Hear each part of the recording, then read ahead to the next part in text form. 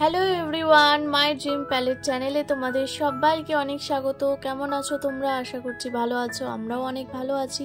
তো বেশ কিছু ক্লিপ পড়েছিল, সেগুলোই এই ভিডিওতে চলে এসেছে। তো সব কিছু মিলিয়ে মিশিয়ে একটা খিচুড়ি ব্লগ তোমরা দেখতে চলেছো, আশা করছি ভালোই লাগবে, দেখতে থাকো।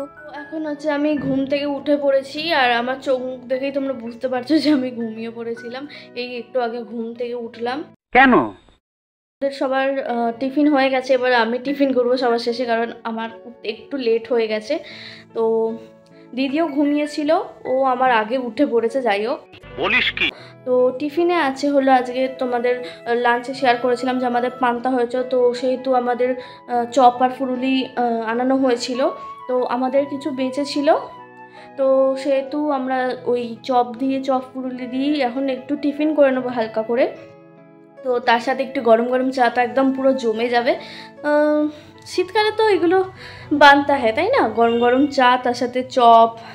তো এখন ঠিক শীতকাল বলা চলে না, শীতকাল এখন নেই, এখন আমাদের ঘরে পাখা চলে।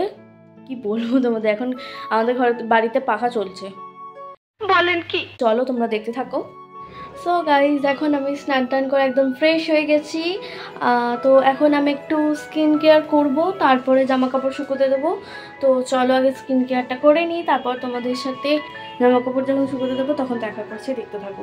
এত রোদ, আমি না নিজেকে দেখতে পাচ্ছি না ক্যামেরাতে, তারপরে কথাও বলতে পারছি না ভালো করে, এত রোদ লাগছে, ভীষণ চড়া রোদ আজকে। গাইজ দেখতেই পাচ্ছ আজকে অনেকটা রোদ, আচ্ছা খুব চড়া রোদ। তো আমি একটু মানে টোনারটা দিয়েছি আর সানস্ক্রিনটা দিয়েছি, তারপর এখন একটু জামা কাপড় শুকোতে দিতে এলাম। তো দিয়ে তারপরে লাঞ্চ করব। আমি জামা কাপড় শুকোতে দেওয়ার আগে তোমাদের একটা জিনিস দেখাবো, তোমরা একটু দেখো, দাঁড়াও ওয়েট। এই যে দেখো কিরম ঘুমাচ্ছে, মানে ওর এখনো রোদ লাগে, এত গরম পড়ে গেছে তাও ওর এখনো রোদ লাগে। রোদেই ঘুমাচ্ছিল এতক্ষণ, এখনো ঘুমিয়ে আছে, অনেকক্ষণ এসেছে ও ছাদে। 2000 years later. তো গাইস এখানে দেখো দিদি আমার জন্য চা করছে।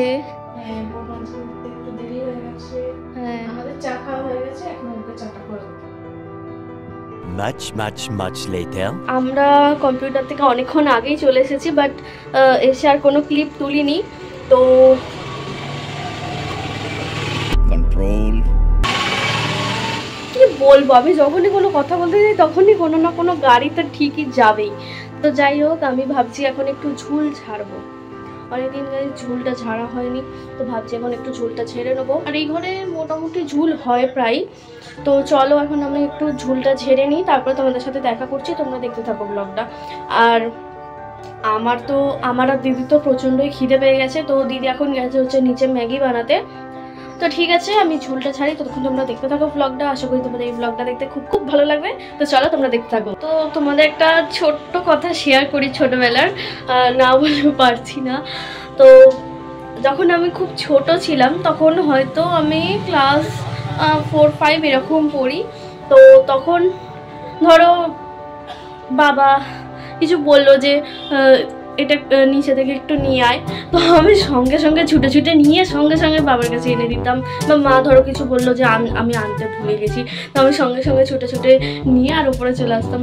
আমার খুব ভালো লাগতো এই কাজগুলো করতে, মানে সঙ্গে সঙ্গে আমি এই কাজটা করে দিতাম, আমার খুব ভালো লাগতো। তো আমি ভালোবেসে এই কাজগুলো করি। তো তোমরা প্লিজ এটা ভেবো না যে আমি শুধুমাত্র ব্লগের জন্যই এইগুলো করি, এটা একদমই ভুল ধারণা। তো ঠিক আছে, তোমরা দেখতে থাকো। অ্যাকচুয়ালি কি বলতো, আমি না ছোটো থেকেই মানে কাজ করতে খুব ভালোবাসি, ঠিক আছে? মানে খুব ভালো লাগতো আমার কাজ করতে, কষ্ট হয় ঠিকই, বাট কিন্তু মানে কি বলবো, আমার ভালো লাগে, এটা আমি ভালোবেসেই করি। কষ্ট তো হবে, দেখো কাজ করলে কষ্ট হবেই, হাঁপানি হবে, কিন্তু আমি কাজ করতে ভীষণ পছন্দ করি। আর ব্লগে যে তোমরা দেখছো সেটা তোমাদের শেয়ার করি, আমি কিছু কিছু ক্লিপ শেয়ার করি, কিন্তু বাট আমি বাড়িতে এমনি যদি ব্লগ নাও হয় তাও আমি অনেক কাজ করি গাইস, তোমরা এটা ভেবো না যে শুধুমাত্র ব্লগের জন্যই এত কাজ করি, ঠিক আছে? তো চলো এখন একটু ঝুলটা ছেড়ে নিই, তো তারপরে একটু ভাবছি রুমটাও ক্লিন করবো আজকে। ওদের সাথে দেখা করছি আবার। তোমাদের তো বললামই দিদি ম্যাগি করতে গেছে, তো ঠিক আছে, ও যখন ম্যাগি করে আনবে তখন আবার তোমাদের সাথে শেয়ার করবো। চলো দেখতে থাকো তোমরা। সো গাইস এই যে দেখো আমাদের ম্যাগি চলে এসেছে, 2-3 বার খাওয়া হয়ে গেল, তারপর মনে পড়লো খুব খিদে পাচ্ছে, তাই দুজনে মিলে ম্যাগি হ্যাঁ, তো চলো তারপরে কথা বলছি তোমাদের সাথে, আগে খেয়ে নিই নাও তোমাদের জন্য। তো গাইজ এখন দেখতেই পাচ্ছ আমি ড্রেসটা চেঞ্জ করে নিয়েছি। অ্যাকচুয়ালি আমার না খুব কষ্ট হচ্ছিলো ওই কুর্তিটা পরে, তো এখন নাইটিটা পরে একটু কমফোর্টেবল ফিল করছি। তো এখন আমি একটু কাজ করবো, তাই ওসব পরে কাজ করতে খুব অসুবিধা হয়, তো সেই জন্যই নাইটিটা পরলাম আরও। তো যাই হোক চলো আমি এখন চুলটা একটু ঝেড়ে নিই। আর ভেতরে পাখা চলছে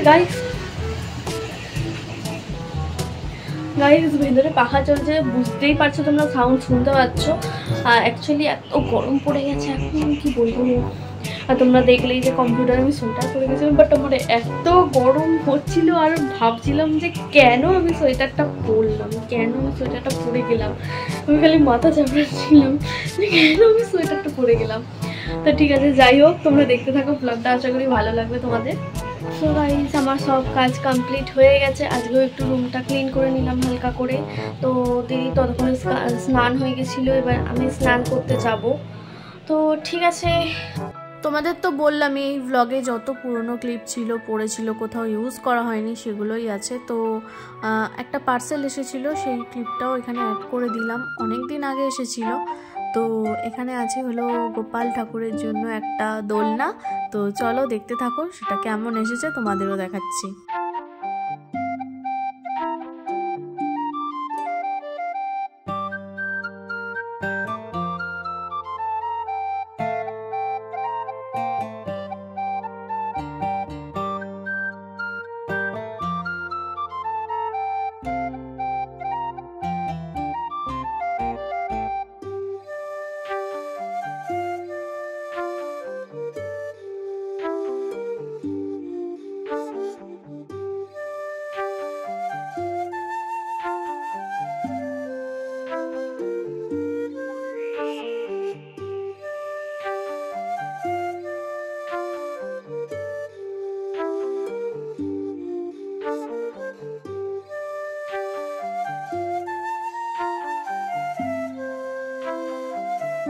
আমরা এটা মিশো থেকে অর্ডার করেছিলাম, আর কোয়ালিটি ওয়াইজ আমাদের খুবই পছন্দ হয়েছে, খুবই সুন্দর এসেছে দেখতেই পাচ্ছ।